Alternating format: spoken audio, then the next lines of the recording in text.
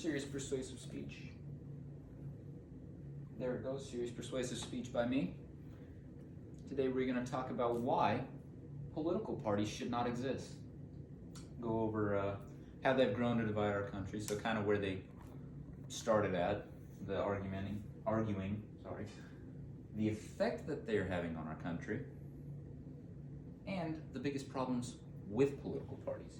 So, we'll start with earliest disagreements. They started out with smaller groups of people. So they were Federalists and Anti-Federalists. Alexander Hamilton wanted a national bank that was controlled by the national government. Thomas Jefferson wanted banks that were controlled by the states. So there's a big argument over that. Then we go to the Civil War, about 100 years or so. Starts with the Union up in the north, the South at the bottom, all over slavery. North was abolitionists, the South were for slavery. Brother against brother, stabbing, shooting, killing each other over slavery. That's not good. Civil war should not be happening. Shouldn't have happened. It's not a good thing. And then events after the Civil War, we had, say, Vietnam. People were arguing against the war. And then there were people arguing for the war. And there were soldiers who were caught in the middle. Some wanted to go to the war, some didn't want to go to war. But ultimately, they were enlisted, so they had to go. And they get home, they're all like either praised or just beat down because nobody wanted the war, or because they're really happy about the war. Really divided the country there back in the 70s. I hit the button, didn't I? There it goes. And then go up to modern day. Some of the effects that they're having on our modern society are voting.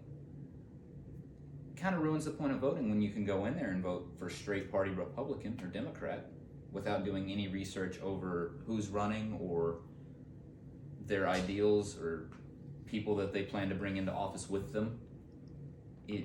There's no point in voting at that point if you're not going to do that. It's just Republican or Democrat. You should really do your research and not have the option to vote straight party even, if we're going to have parties. And then, that's another thing that goes with ignorance too. I mean, completely blindly following your party, I would consider very ignorant. And then you just vote people in there. They don't do what they say they're going to do. And, messes up relationships too, because you'll have family that'll be on one side, family on the other side, splits the family apart for the stupidest little argument over politics. Not good. And then problems with political parties themselves are hypocrisy. So, for example, you'll have the liberals or the Democrats, they want mask mandates. They then don't wear masks or anything out in public. And then Republicans want guns, but will not do anything they want guns to protect everyone, but they won't do things to, limit access to certain types of guns or anything like that. Now, personally, I'm for both of the things, Masks, I don't like wearing a mask at all. Nobody did. But it helped people not die from COVID when we didn't have a vaccine for it or anything. So, it was a good option. It was helpful. And then gun control. I like guns. I'm a big gun guy.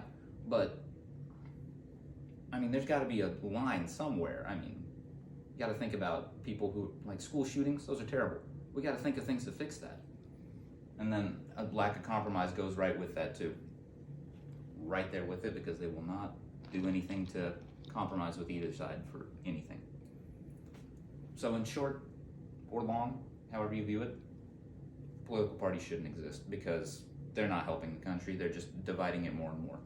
If we get rid of political parties and just act as one people instead of Republicans or Democrats, the country would run a lot smoother.